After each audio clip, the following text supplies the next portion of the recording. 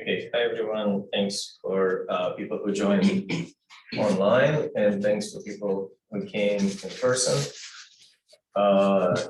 Today we want to talk about some work that Mrinal was working on for a while, and finally we got a path to doing something tangible, figuring out. But we want to remind everyone the importance of that kind of line of work.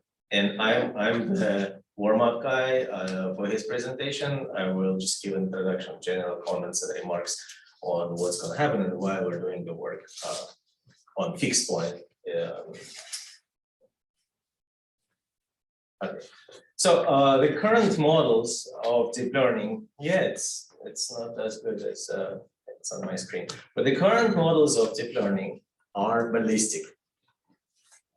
What that means is once this gun, the gun issued the projectile, nothing is controlling the projectile. We know exactly how it will move, and etc. etc. There is no control, no corrections. It just flies through the air and hits, or misses the target. That's how the current models of deep learning work. You give them the input, and they take the input, forward propagate without any corrections, any feedback loops, and give you the result. To demonstrate that, well, actually they did it for a different person, but to demonstrate that a group at MIT, I believe, you can check my slides with the links, have doped glass. You need nonlinearities for neural network. Glass is linear. Light just goes through and doesn't interact. We need to make light interact with each other, or light electromagnetic waves. So the doped glass with nonlinearities that are mimicking a trained neural network that recognizes and needs digits, and they created this ballistic neural network. Shine a light on the number, light reflects from the number, goes through the glass, and you see the corresponding softmax digit is highlighted, right, like here. 2, again, 2, it highlights the maximum is what the neural network predicts. So that's a physical demonstration. The lag is like very significant. Sorry about that. But that's a physical demonstration of ballistic nature of deep learning neural networks. Then the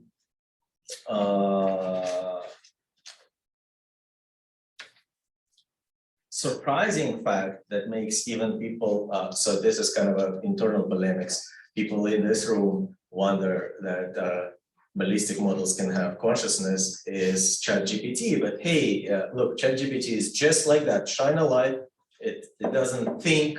By thinking, I mean internal processes. There are no internal processes, no feedback loops, no self-correction.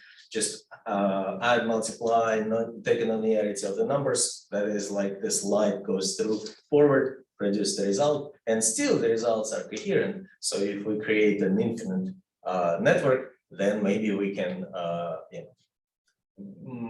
have feed-forward consciousness or feed-forward processes. I argue that this neural network was trained, it's possible, but then the feedback needs to be done by outside system. The missing slide about evolution tells us that we have that outside system, and the engine that it's using to do the correction, the feedback correction, is called death. Simply kill those who do not correct, and so feed forward. It's like evolution had feed forward models, but came up with feedback loops as more efficient, much better. So my claim here is that without sustained feedback loops, anything that we try to call biologically plausible backprop is not biological. It's just still feed forward process. There is nothing biological about it. You can kill neural networks. Yeah, but well, we train neural networks. When you train neural networks, there is this dynamical self-correcting process during the training. But when the neural network performs, when it's done, when it's deployed, there is nothing biological about this neural network. It's there is no like correction, at least the popular models. Mrinal will talk about some people, some attempts where we try to avoid that. We cannot solve the problem fully yet. So the claim here is, or what I'm trying to make, is that even to have this simple system that is not our end goal, that does violate the principles that I'm trying, it's also the system, the flyball mechanism, the governor. What happens here, for those who don't know, is that we want to maintain a certain speed of rotation of our engine, of our steam engine, and the rotation is governed by the pressure inside of the chamber.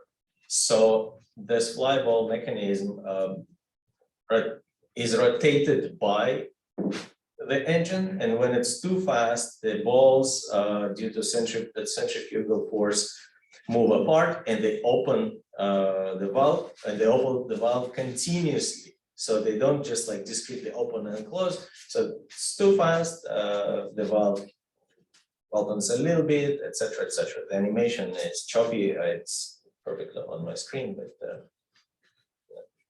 that's the situation. So we don't even have those feedbacks. In Mrinal's work, we want to have those feedbacks in a neural network. So we want a neural network to self-correct while it's making predictions. We want a neural network to recognize that, hey, this prediction, this input is too hard. I need to spend more time on that. I need to do more computation, versus, hey, this is too easy. Just don't waste all of those computational resources of the entire infrastructure. Just run a simple neural net part of me and like the model and the return. So that is the goal. And how are we going to get to it? We'll start with the fixed point theory will help us, or the simple fixed point operations. And I'm starting very broad that we probably don't need, but it's fun. So let's start with the Brouwer's fixed point theorems, beginning of the 20th century. He started thinking about this topological problems and came up with the following statement or theorem: every continuous function from a convex compact subset K of the Euclidean space to K itself has a fixed point. This statement, the compact subset K on itself, is, for example, this coffee cup or a teacup. Every transformation of the water in the teacup ends up in the same teacup, taking the same volume. So any movement inside of the teacup maps the T onto the same T. And the statement, basically, from the statement follows that any linear movement inside of a teacup will create a vortex somewhere. Somewhere a fixed point will occur in a closed space that maps on itself. You get with the teacup that every movement maps on itself. You're recreating itself. You're not like expanding, or like expansion will not create that effect. But if you're within the same contained space, like moving around, there will be a vortex. Another, like some of the fun conclusions that draw from there, or some followings, but it's like fixed point is what we like to deal with in computer science. We do run recursive functions and etc., etc. But what we want to get to here with fixed points is we want to train neural networks to decide to have a fixed point or not to have a fixed point, or to iterate or not to iterate.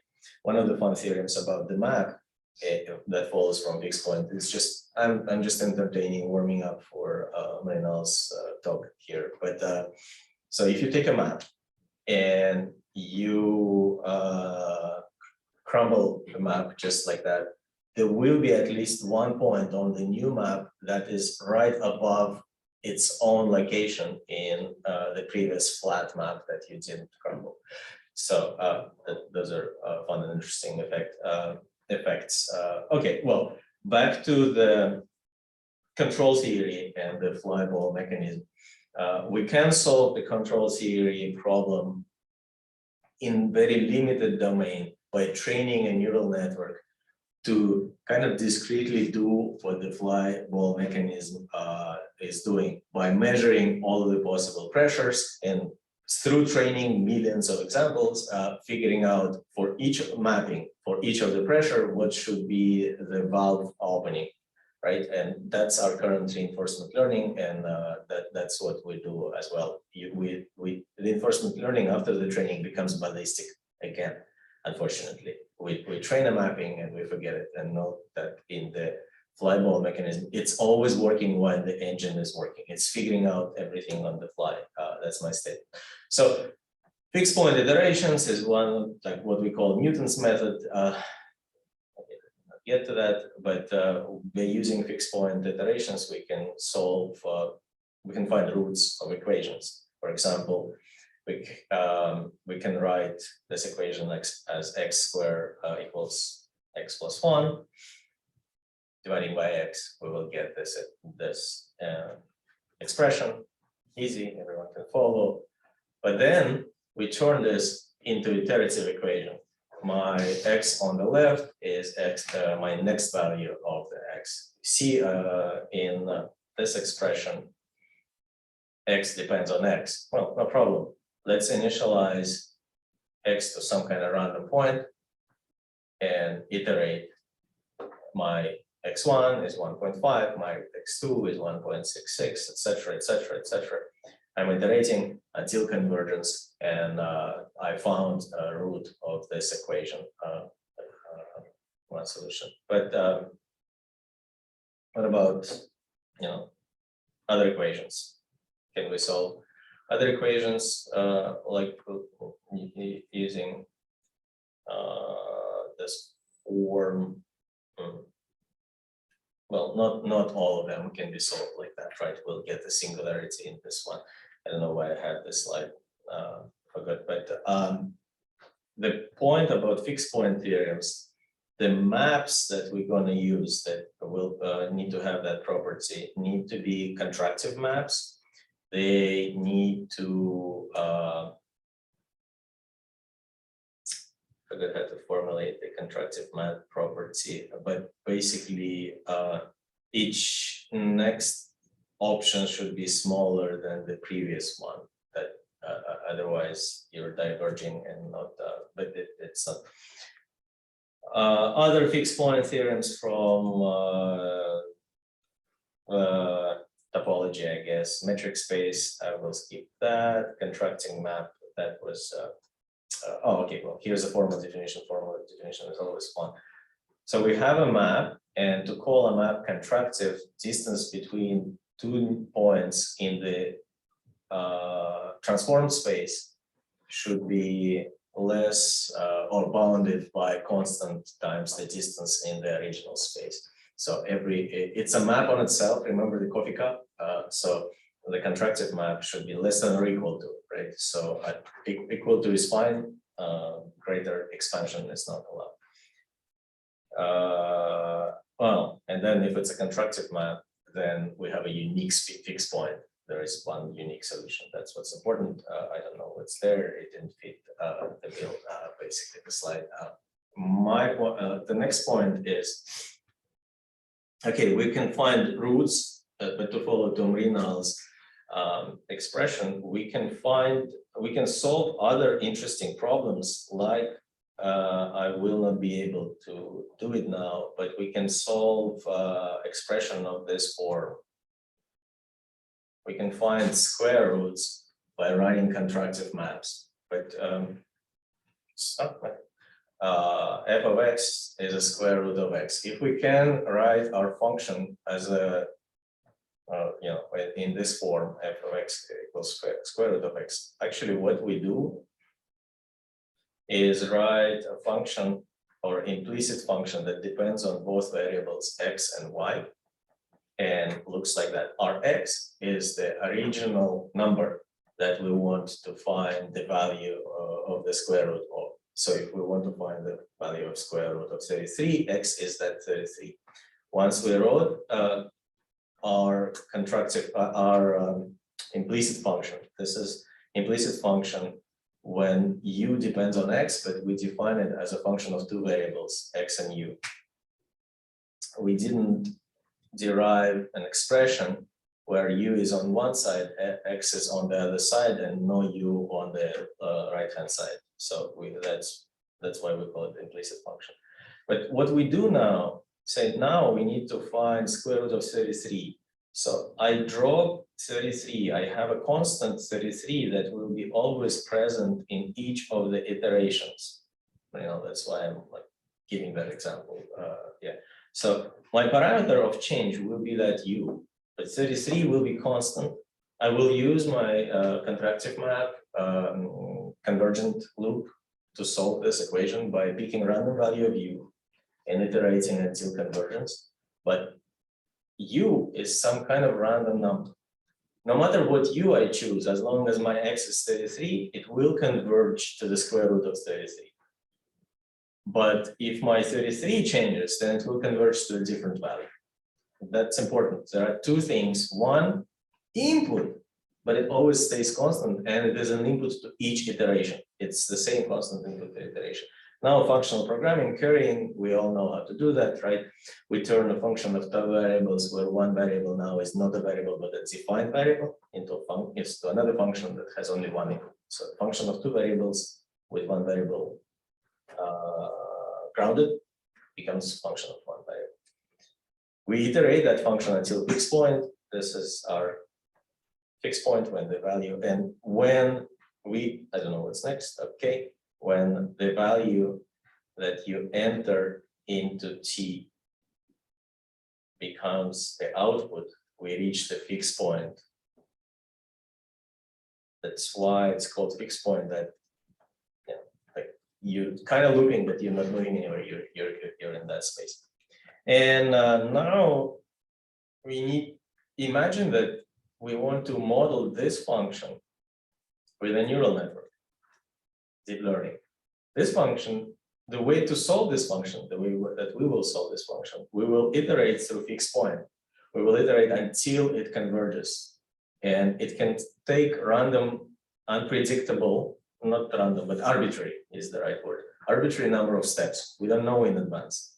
So we need to be able to differentiate through that. We don't know the function. Here I gave you the function, but we don't know the function.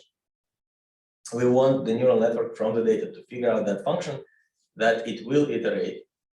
When it converges, okay, well, it will get to the value. What is that function? One way to do it, classical deep learning, is to unroll each loop, store each of the values of in the step, all of the activations and all of the gradients. And then on the way back, you go through each of the steps, and that's how you train it.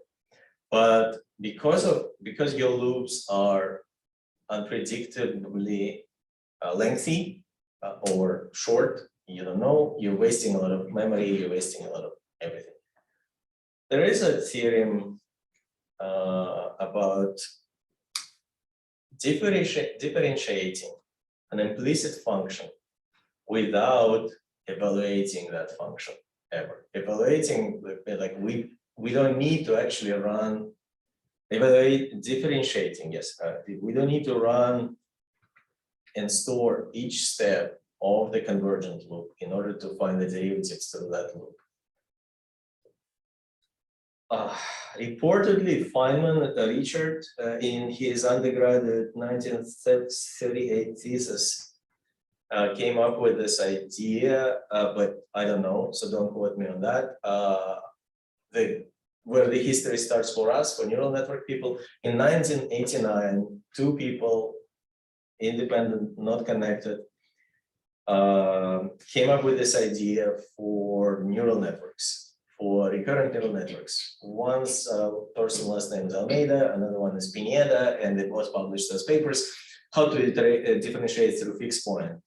Main idea that Mrinal is going to talk about next, you can take control over the screen now while I'm talking. The main idea is that what they showed in the 1989 is that you can iterate forward through a fixed point, not saving anything in between, not saving everything rather.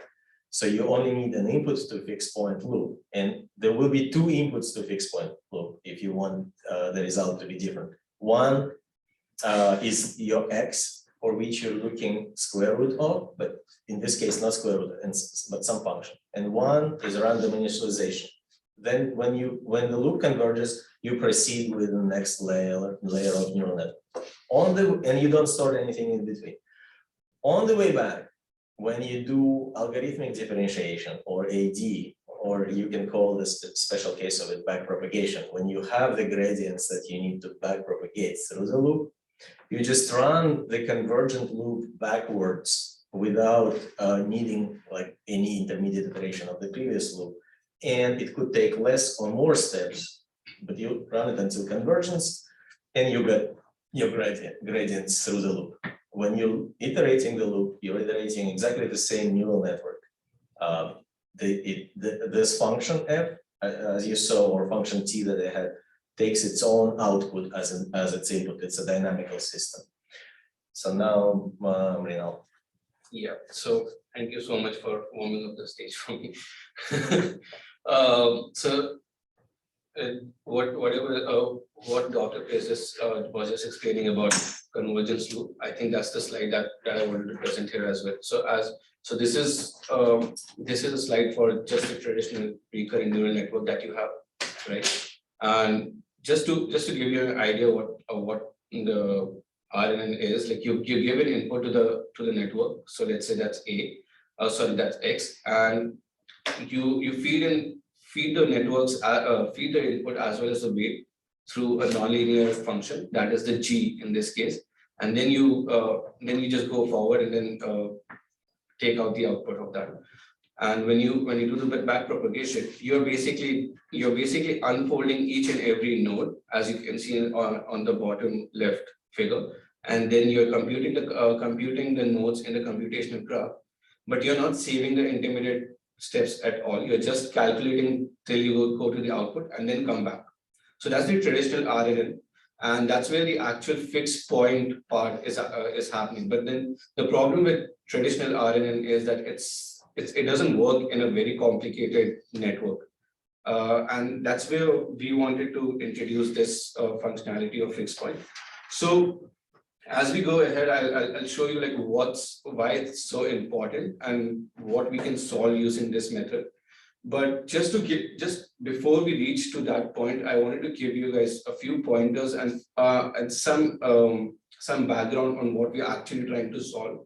So there might be some mathematical derivations that I would like to point out, and then we can see the results and we can see like what's the outcome of this project. So the structure of the fixed point iteration, as Dr. Place also explained in his slides, I'm going to explain in most in the factors of deep learning on how it actually accounts for that. So let's say you have a function g which has the parameters x and z. So x is the input that will never change, and z is something that can attain the fixed point or the convergence point in this case. And as we know, the theta is the parameters in this case.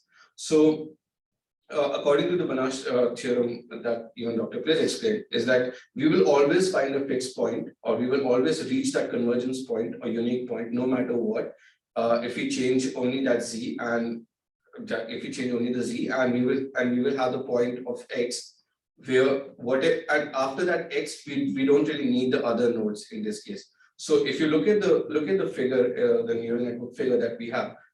So imagine you're going from node 0 to k being, let's say, 8 billion parameters that you have in 80 billion parameters that you even have in ChatGPT or GPT-3. You might only require 20 nodes of those 80 billion nodes.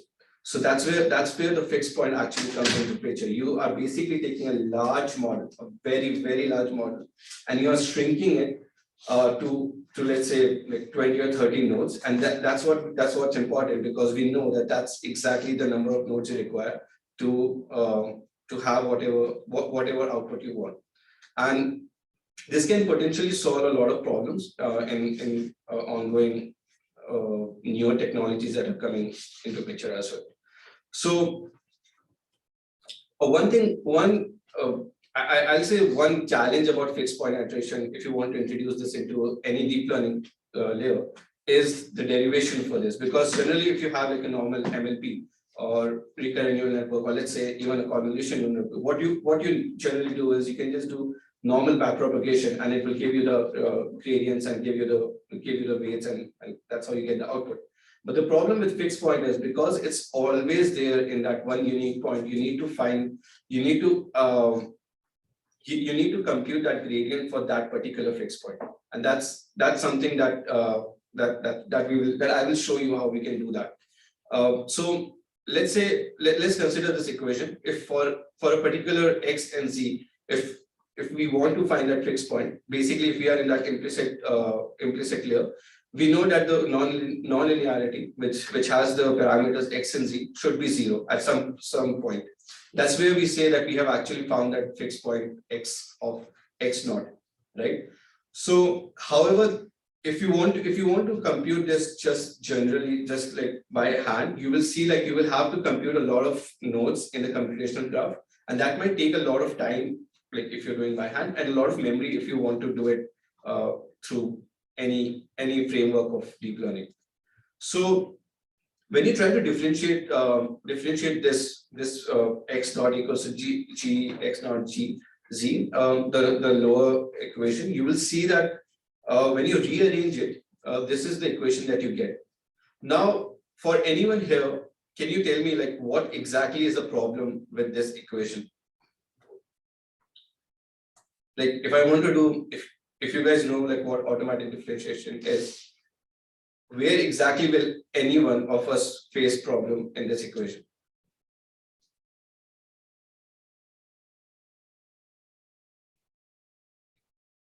So I'll tell you. So in any equation, right? So we can see like we have two factors in this case. First is the inverse of that whole function, and calculating an inverse for each and every computational load is very difficult. The second part is the Jacobian of that nonlinearity. That nonlinearity can be anything, right? And to calculate the Jacobian of that factor might be a very problematic thing. So we have two problems in this case that we have to fix in order to differentiate for the fixed point. And that's the main problem that you will find for any network that has a fixed point iteration. So I will just show you exactly like how we can do that. But before we move on to our implementation, I want to emphasize how the actual implicit differentiation process works within backpropagation, or we also call it reverse mode auto differentiation.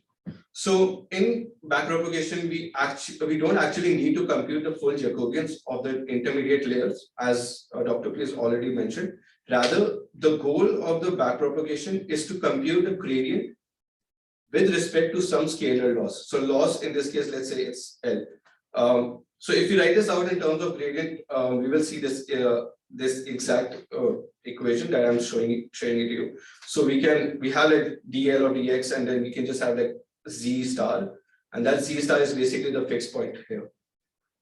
So now this extract I actually took from exactly from the paper, but this is really interesting because after this it's all results and all, but this is the only complicated part of solving an equation which has both inverse and Jacobian, and we can actually try to simplify this and not have any Jacobian or inverse in the factor for our differentiation.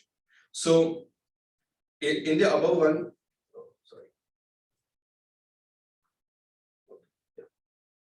so in the above, like let's say we have a loss here, and we are actually differentiating it according to our need, and we have the inverse as well as the inverse as well as the Jacobian in this case.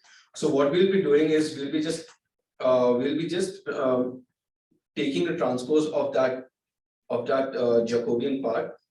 So transpose of let me just, I think I got, yeah, sorry, we'll be just taking transpose of the inverse part, and we'll be multiplying it by both the sides. Now, after rearranging it, we can see that we can see that the expression becomes a C of n plus 1, the equation 9, and that after that we only have the transpose, the C of n, and the loss of that with respect to x or with respect to the input. Now, if we correspond to, if you just want to remove that Jacobian part, so this is basically Jacobian vector multiplication that is also available in PyTorch, like you have like AutoGrad functionalities. But even if you want to simplify that part also, what you can do is you can just derive a new network layer using this part, the transpose vector part, and you can define a new function. In this case, they have defined it as h. So that h has the input, the hidden layer, and a c. So that c variable is nothing but the actual computation that we have done before, or the explicit calculation of the Jacobian that we have done before. So in the end, you have just the loss and that dh of parameters, along with the input, the hidden layer, as well as that explicit calculations. So now here you can see we have actually removed both the difficult part of the differentiation.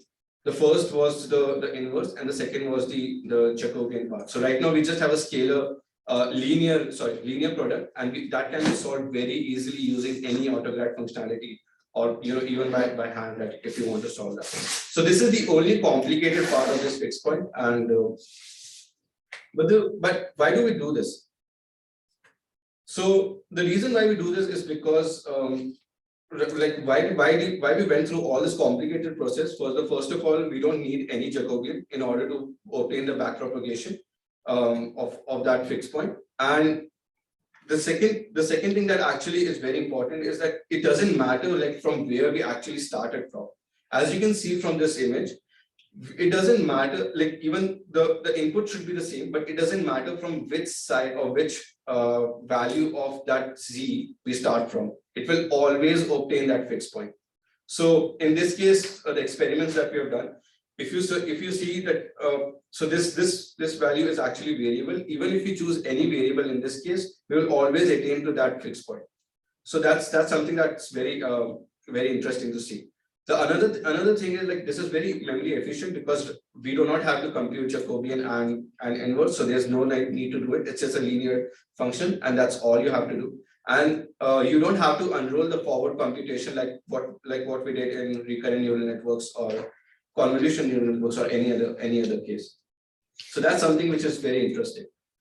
But let's talk about how powerful this method actually is. As I mentioned before, I started this slide. Like any neural network, any deep learning network that you have, this, like let's say if you have like 100 neural network nodes or 100 parameters node, you might only need half of it or just even like 1 or 2 nodes of that using this fixed point iteration. So you're basically shrinking the whole thing, and you're having just a kind of an MLB in this case. And you can also, a good thing about fixed point iteration is if you have a very large, it's not just linear, it's just not it's just not a sequential network that can be happening. It can also work for networks which have trees or which have a very complicated structure. Like for example, you have VGGs, we have transformers and everything that it can also work for that. So each and every fixed point layer that you have, that can be stacked on one point on another, and that can basically be just a very simple linear model. So that's all. So you're basically transforming a very, very large, powerful model into just a MLP. So that's how powerful this method is. So in all the previous implementations, what they're trying to do is they're trying to have fixed points start from each node. So in this case, let's say from this first node, layer. Yeah, from each layer. So from this layer, you will have to start a fixed point, check if it's actually converging. If it doesn't converge, then you have to go to the next layer, next layer, next layer, next layer. That's something that's a limitation in this case. So what we want to do is we want to train another decision model. In this case, we tried a lot of things. We tried contrastive learning. We're trying reinforcement learning in this case. So the decision model will basically give me which node it should start the fixed point from. And when that happens, you don't even have to start the network initially. It will just, even if you have like 100 nodes, it will only go to that 15th or 50th node directly. You don't even need the other points. So that's what we are trying to implement here. So few results in this case. Let's say if you want to have like 5,000 epochs for, this is for, I'll show you the code. So this is for actually 100 parameters. But for that, those 100 parameters, if I use 5,000 epochs, without the fixed point, you will see that you actually need 180 epochs for this to converge in logistic regression. But using this fixed point, you only need 30 epochs for this. So this is actually a very interesting case to see. So just conclusion to this part, even though we have like 15 minutes, but I'll show you the code of that as well. So this is a very powerful method that can be used for solving fixed point in any deep learning networks that you have currently. And a best thing about this part is like this architecture, like whatever architecture we are using right now can be used for any research fields, be it text, image, reinforcement learning in this case. So this is a universal architecture that can be used for anything. So not just limited to images or medical images or text. So that's something which is very interesting to see. And it can also achieve great performance for a very, very small, simple structure. So that's something that is there, but I will show you the code now. Here it is. So, okay. So this is a fixed point layer that we have implemented here. So let's say you just have like a linear model and you're using this output features and bias is false. So the max iteration in this case is 80 billion. So 80 billion parameters are also there in ChatGPT that you have. So how this thing will work is, let's say you have this iteration, will start from a 0 iterations. And so two of the things should happen. Either it should reach the maximum iterations, that is 80,000 80 billion, 80 billion in this case, or it should converge before that. So if you just take a normal network, or let's say the large neural network that you have currently, even that's using ChatGPT, you will have to go to that 80 billion parameters and then try to have that output or whatever. This is only for the case of training. But in this case, if I try to run this, so you will see that this has terminated only after 15 iterations. So only those 15 nodes are the most important ones. After that, it's not at all going to change anything. No, but like to be more precise, if you're doing AD, you would just store the 15 layer. If it converts, you would still store the 15 layers. You will still have to. You don't know, but if a linked list, you can go out of memory, but for this case, it would be 15, and then you go back all of the 15 with all of the differentiation. But it's a constant factor. So the problem is not that you're only also storing constant factor of memory for your gradients, but you're storing each activation. And if it's a CNN, each activation could be large. And if it's a 3D CNN, it could be like the entire volume for each of the 15 steps. Yes, I mean, it's just a very simple network. It's just like a linear layer right now. So just giving an example here. But yeah, if you make it a more complicated layer, it might be more than 15, obviously. So yeah, that's something that we have been working on, and that's all. So we still have 10 minutes here. Let me know if you have any questions. I'm happy to answer. Yeah. Ask Mrinal questions, don't ask me questions.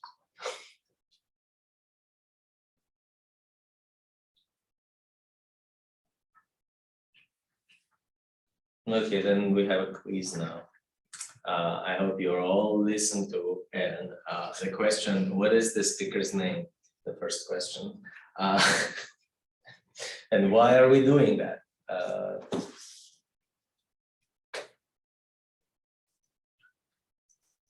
Okay, it's just joking. Yeah.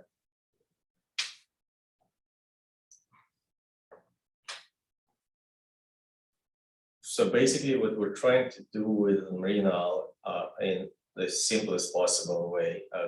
Can you open that slide where you had decision model?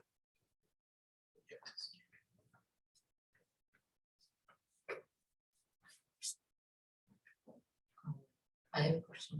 I mean, I'm just, it might be a very stupid question, but I have, like in the decision model, you mentioned it was decision which layer should be chosen. Yeah, Mrinal mentioned that, so. Yeah, and while he was talking, he explained the nodes, like the compression of the nodes of like the 15 nodes.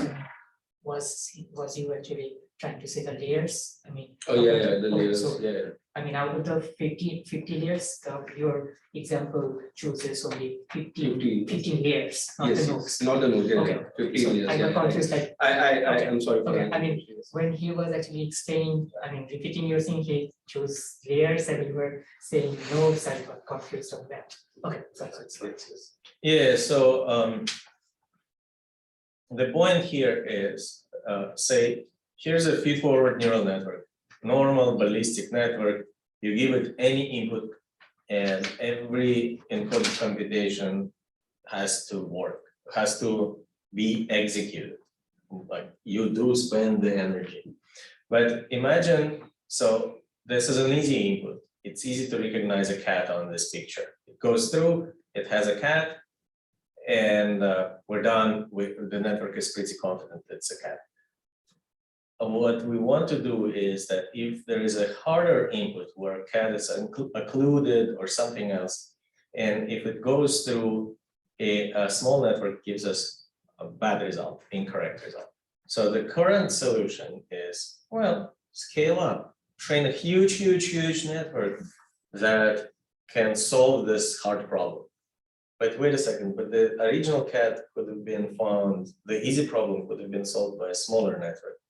So what Mrinal is doing is, let's emulate this large network by iterating this network multiple times. It's kind of like building deeper layers with this. So what this decision model is doing, it says, okay, you got an input, it got through, but by looking at what this network is producing, the decision model should learn to figure out this is a difficult problem or this is an easy problem.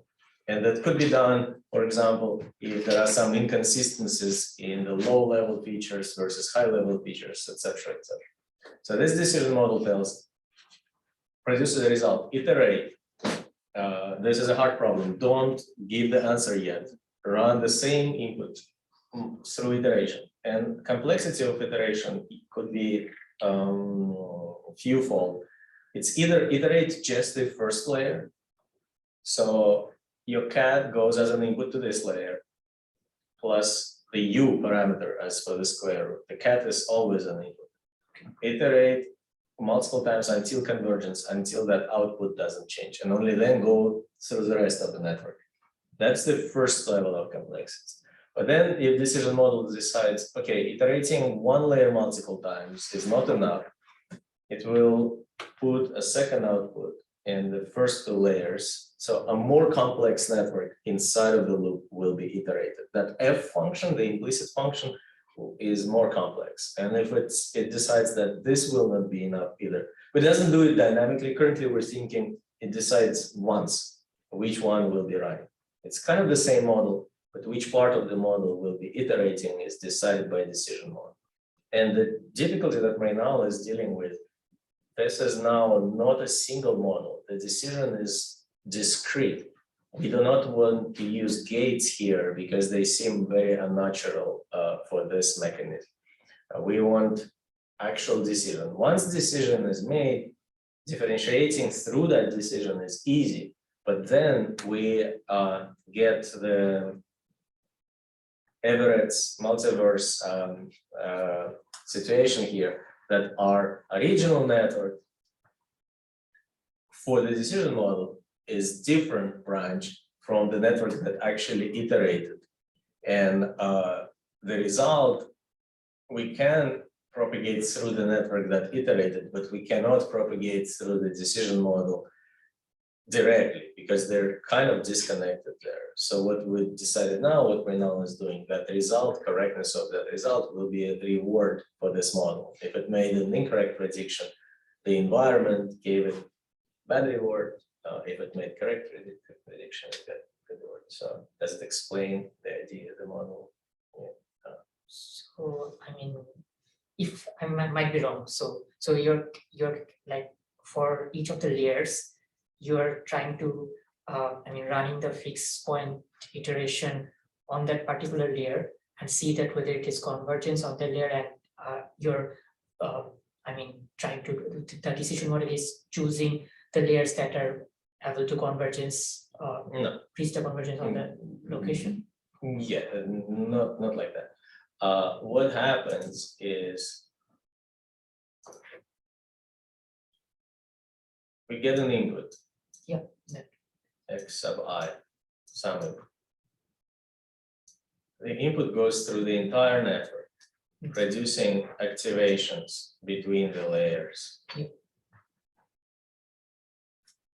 The decision model looks at those activations and makes a decision. Okay, go ahead. It's an easy example. Make the prediction. Okay. You get another example, J. The same happens, we don't make the prediction yet. Decision model looks at this and says it's a very difficult example. So very difficult means the entire network will iterate until one fixed point. There will be no iterate, check. No, it will iterate until convergence, until fixed point, and then give us a result. So basically, you are like counting the number of layers that is required for each of the inputs to converse. Or in other words, we are trying to find the layer through which the fixed point iteration should start. No, it always starts at the first, but it's it's more how Bayezid is correct. It's more how many layers will iterate, but the word converge is incorrect. We don't. Like we assume everything will converge, we will train it to be convergent contractive map. What we care about is not convergence, but the accuracy of the result. Okay. So if the example is simple, that result will be already accurate. If the example is more complicated, iterate to produce a more accurate example, and which function you iterate is defined or decided by decision model. Hopefully that's the goal. So we don't have the results yet. We are working on that. But the overall goal is to produce, to move to neural networks that are dynamic and train on the fly. This still doesn't train on the fly, but you can imagine that those loops can do correction, like it can learn on the fly, not just when it's trained, but maybe if there's a reward, we can get that better. But when the first fixed point will be different if we have just one fixed point? Each function with the same input has one fixed point, Yes, but the function will change. but you have the same input for the same like cat. But a different function. When we iterate these 3 layers on the screen, it's a function of 3 layers. Yeah, but I mean, if you will start from the first layer. You said that if the example is very hard, you start from the very beginning. You always start from the very beginning. But you can iterate. So in here, I envision multiple functions, but the only interesting functions here are F1 that only includes this layer. F2, thanks, so this is F, by the way, that includes those 2 layers, and F3 that includes those 3 layers. So those are different functions. So for the same input, they will give me different results. when I'm iterating them.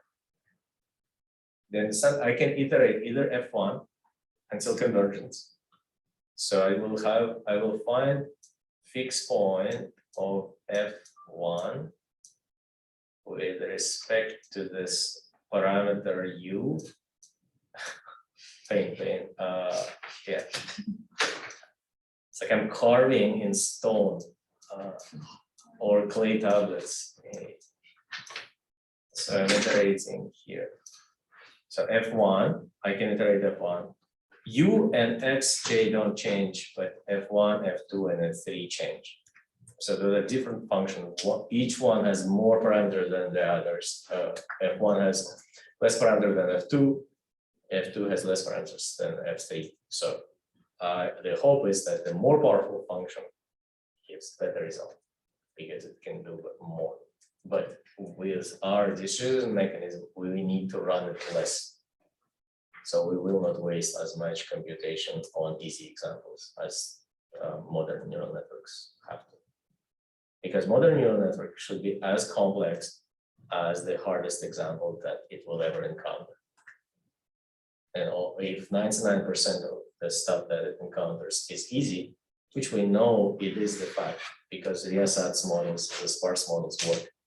But we're missing this 1% by excluding the 1% of correctness, by excluding 99% of the weights. So we want to run this function very computationally intensively only on the 1% of the input. So we're saving 99% of time, resources, etc., etc. But this is just the first step. This is not our main motivation. We want more general. Is it helpful just for saving the resources? For example, if you have big transformer, you can reduce it to simple MLP model. You said that. Yeah. But can we use this method to calculate something very difficult from, for example, simple model?